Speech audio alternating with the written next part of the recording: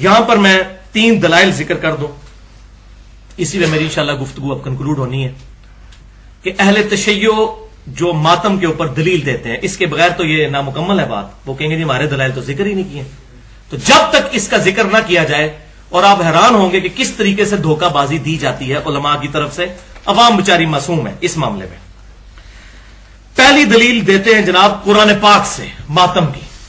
آپ حیران ہوں گے قرآن میں ماتم کہاں سے آ گیا. یہ دیکھ سنیں آپ، سورہ الذاریات آیت نمبر 29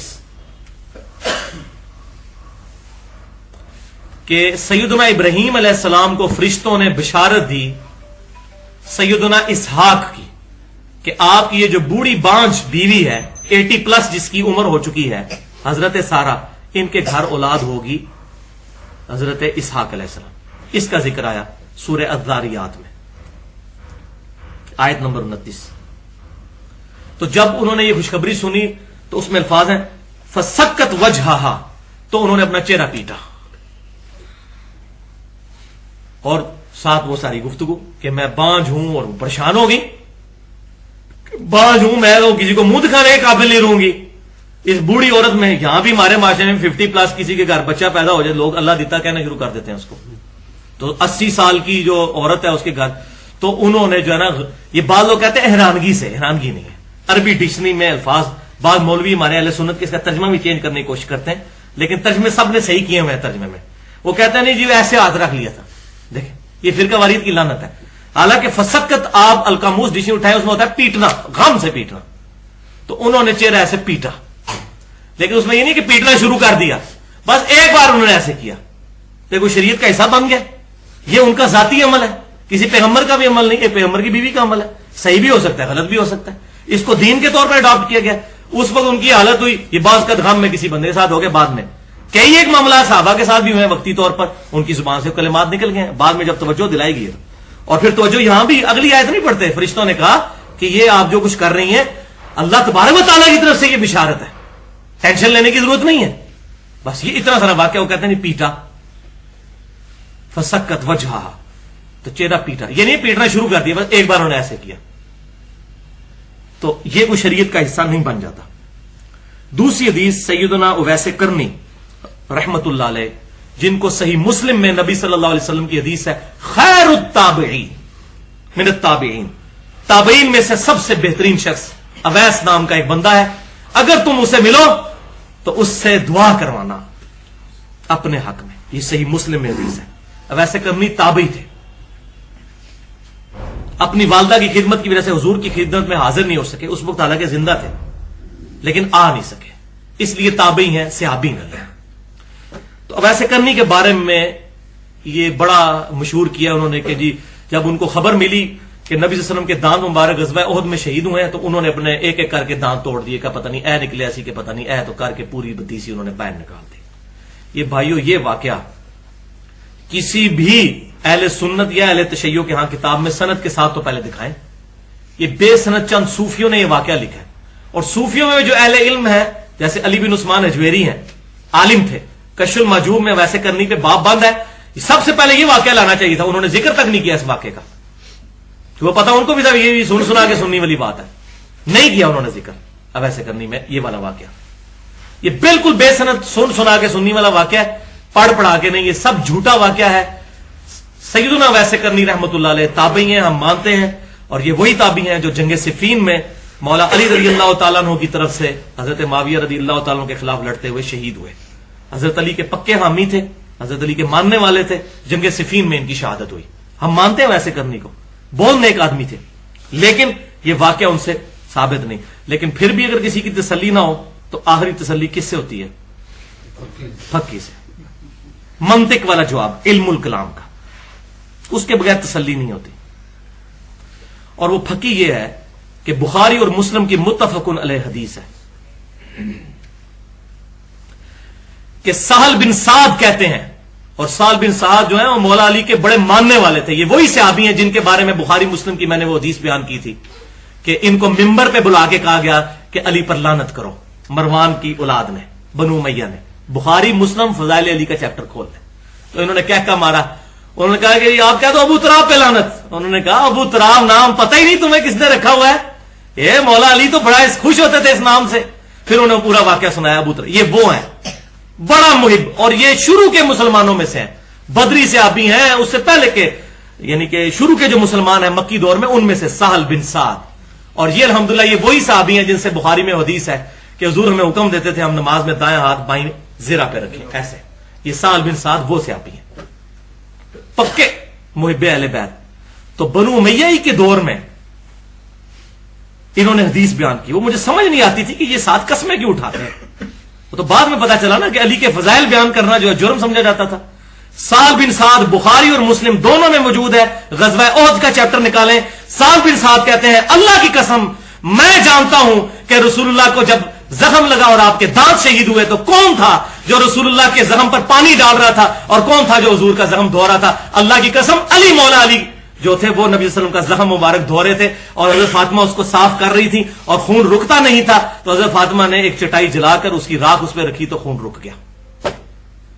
مولا علی اور سیدہ فاطمہ, کیونکہ کئی صحابہ اس جنگ میں بھاگ گئے تھے. وہ تو بالکل واضح ہے, صحیح بخاری میں موجود ہے. 12 بندے حضور کے ساتھ رہ گئے تھے. حضرت ابوبکر عمر ساتھ ہی تھے. یہ بھی جھوٹ شیعہ بولتے ہیں کہ وہ بھاگ گئے تھے, نہیں. حضرت عثمان بھاگے تھے, وہ بخاری میں موجود ہے. وہ قرآن پاک میں آ گیا ہم نے ان کو معاف کر دیا. وَلَقَدْ عَفَا عَنْكُمْ اللہ تمہیں بے شک معاف کر چکا. سورہ آل عمران. اب یہ 1400 سال بعد کسی کو حضرت عثمان غنی پر لان تان کر کے اپنی آخرت برباد نہیں کرنی چاہیے. وہ لاتی ایسے بن گئے تھے اس وقت. لیکن مولا علی نبی صلی اللہ علیہ وسلم کے ساتھ زخم دھورے, بخاری اور مسلم کے الفاظ ہیں. تو آپ مجھے بتائیں جس نے وہ دانت ٹوٹتے ہوئے دیکھے ہیں اور سیدہ فاطمہ جو مرم لگا رہی ہیں انہوں نے اپنے دانت کیوں نہیں توڑے؟ یہ ہے پھکی. کیا مولا علی سے بڑھ کر ویسے کرنی کو رسول اللہ سے محبت تھی؟ مولا علی کے غلاموں کے غلام ہیں حضرت ویسے کرنی, اور مرتبے میں تو آپ بات ہی نہ کریں, کوئی جوڑ ہی نہیں ہے.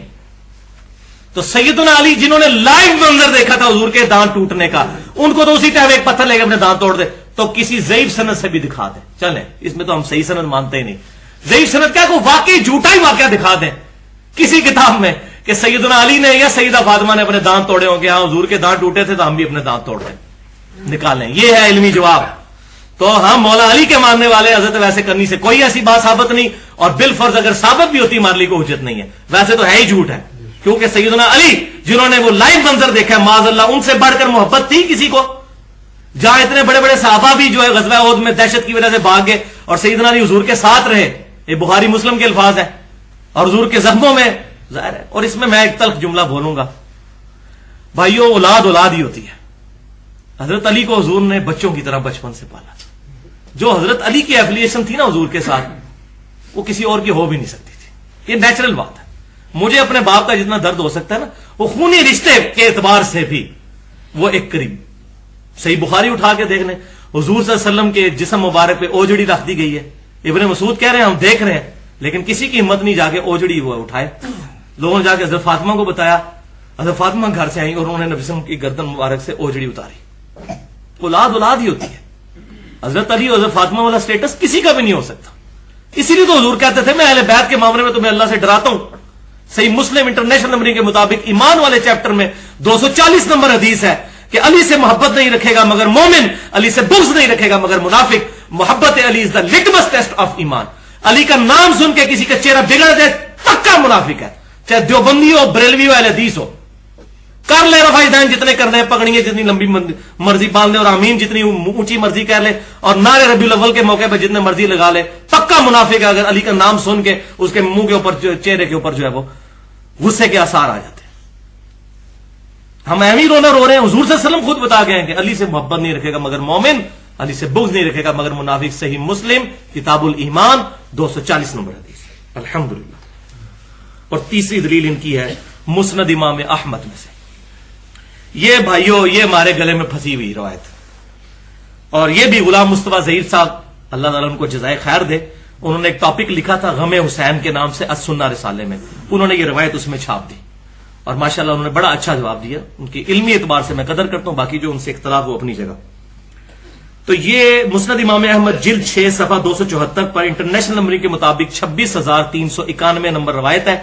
یہ شیعہ ذاکرین اہل سنت کے لوگوں کو گمراہ کرنے کے لیے روایت سنا رہے ہوتے ہیں کہ سب سے پہلے تو حضرت عائشہ نے ماتم کیا. حدیث صحیح ہے، وہ میں بیان بھی کر دیتا ہوں. اور وہ بیان کرتے ہیں، یہ میں نے حوالہ دے دیا یہ حدیث، کہ نبی صلی اللہ علیہ وسلم کی جب وفات ہوئی تو سیدہ عائشہ کہتی ہیں کہ حضور کا سر مبارک میری گود میں تھا، اور یہ الفاظ تو بخاری میں بھی موجود ہے. اس کے بعد کہتی ہیں میں نے آپ صلی اللہ علیہ وسلم کا سر اقدس سرہانے پر رکھا، کچھ اور عورتیں بھی آ گئیں، ان کے ساتھ میں نے بھی چہرہ اور اپنا سینہ پیٹنا شروع کر دیا، ایسے ایسے حضور کی وفات کے غم کی وجہ سے. وہ کہتے ہیں دیکھو اب عائشہ نے پیٹا ہے، حدیث بالکل صحیح ہے، یہ حدیث ضعیف نہیں ہے، حضرت عائشہ کا عمل ہے. تو پہلی بات تو یہ ہے بھائیوں کہ یہ حدیث ہی آدھی بیان کی جاتی ہے. اس حدیث میں وہ الفاظ موجود ہیں جو خود بخود سیدہ عائشہ کا رجوع اس میں ثابت کر دیں گے. وہ الفاظ کیا ہیں؟ وہ کہتی ہیں میری ناسمجھی اور کم عمری کا وبال تھا کہ جو یہ میں نے کیا. میری ناسمجھی اور کم عمری، عمر تو 18 سال ہی تھی نا، تو جذبات میں قابو، چھوٹے بچے ہوتے ہیں جیسے، جذبات میں قابو نہیں رہا، تو ان کا میری ناسمجھی تھی. ورنہ تو کہتی ہیں کہ میری ناسمجھی مطلب یہ میں نے بڑا اچھا کام کیا. تو یہ روایت نہیں بتاتے. یہاں بھی ہماری اکیڈمی میں بھی کچھ ایک شیعہ ذاکر آئے تھے آج سے 2 سال پہلے، تو روایت میں نے کہا بالکل ہے، لیکن تمہارے مولویوں نے بھی جس طرح ہمارے مولوی ہمیں آدھی حدیثیں سناتے ہیں، تمہاروں کو بھی آدھی سنائی ہوئی ہے. یہ پوری روایت پڑھو، مسند امام احمد ہمارے پاس پڑی ہوئی ہے کہ میری ناسمجھی تھی اور میری کم عمری تھی جس سے یہ کام مجھ سے سرزد ہو گیا. تو یہ تو رجوع ثابت ہو رہا ہے اس میں، یہ تو ہماری دلیل ہے. لہذا اگر کوئی بندہ جذبات سے مغلوب ہو کر اس طرح کے کام کر لیتا ہے، ہم اس کو بدتی نہیں کہتے، حضرت عائشہ کو ہم کوئی بدتی نہیں کہتے، لیکن خدا کے لیے پہلے ڈکلیئر کریں، اپنی عوام کو بتائیں ممبروں سے کہ اگر کوئی ناسمجھی میں کرے گا اور بیوقوفی میں تو تب یہ ٹھیک ہے، ادروائز جو عقل مند ہے تو یہ کام نہ کرے، یہ کام حرام ہے. اور حدیثیں ان کو وہ سنائے جو ماتم کے خلاف ہے. حق وہی کرے نا، تاکہ جو پڑھا لکھا بندہ ہے اس کو تو گیم سمجھ آئے کہ یہ کم عمری اور ناسمجھی کا نتیجہ یہ ہوگا، تو وہ تو کم از کم اس طرح کی حرکتوں سے بچ جائے. اور دوسرا جو ہے وہ جواب یہ ہے کہ سیدہ عائشہ رضی اللہ تعالی عنہا کا یہ جو عمل ہے، اس رجوع کے بعد میں نہیں سمجھتا کہ اس کو ایز اے حجت پیش کرنا چاہیے.